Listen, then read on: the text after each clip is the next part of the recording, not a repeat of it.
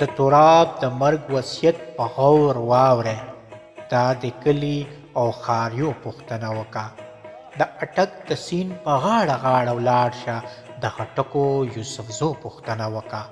په قرار قرار مې یوسه صوابۍ ته، د یوسف او شیربانو پوښتنه وکړه. جنازه مې ملکڼ په څوکو کېږده، د مومندو بجوړو پوښتنه وکړه. په مزه مزه مې کوز کا شنغر ته، په مردان کې د کوسو پوښتنه وکړه. څه خلیل او داودزی په ما خبر که، د آدم او د درخو پوښتنه وکړه. پېښور دره کوهاټ درنه هېر نشي، د هنګو د واو پوښتنه وکړه. خو پټل زما د مرګ یوه ټپاشه، د میرلي د ورشو پوښتنه وکړه. چې د بنو مازدیګر درنه هېر نشي، د وزیرو بنوسو پوښتنه وکړه. چې د کوټې او چمن په لاره لاړ شې، د کاکړو د پټکو پوښتنه وکړه. بیا په بیړه بیړه راشه کور مې خور ته، د هغې د سرو لاسو پوښتنه وکړه. هلته زما د ادبي سنګر یاران دي، په صدا کې د هغو پوښتنه وکړه. ښه بنګشو علي شیرزیو او رګزو ته د توتکۍ د چینارو پوښتنه وکړه. د پکتیا ټولو کامو ته لاس اوچت که، د منګولو او زازو پوښتنه وکړه. د تیرا په تورو غرونو به راواوړې، د خیبر د افریدو پوښتنه وکړه.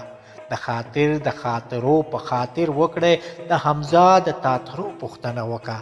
د شمشاد په چغو سکو سلام وایه، په شلمان کې د ټاپو پوښتنه وکړه. هزار ناو او باسوال نه چې ورتیر شي، په ډاګو کې د خیمو پوښتنه وکړه. نارنجګل مې د پټکي هرول کې کېږده، ننګرهار کې د باغو پوښتنه وکړه. د ملنګ یوسو اشعار بچا ته یاد وي، اخوا دیخوا د بانډو پوښتنه وکړه.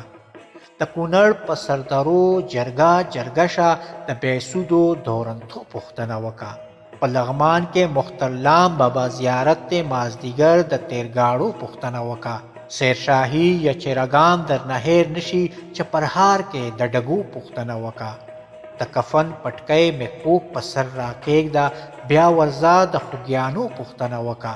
د سپینغر د جګ دالان لاندې مې کېږده، د ساسوبي د اوبو پوښتنه وکړه. وطنۍ شه لوپټه په ما خوراکه، د سرګړي د وښو پوښتنه وکړه.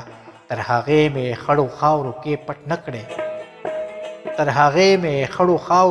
نه کړې، د پریوتو دیوالو پوښتنه وکړه.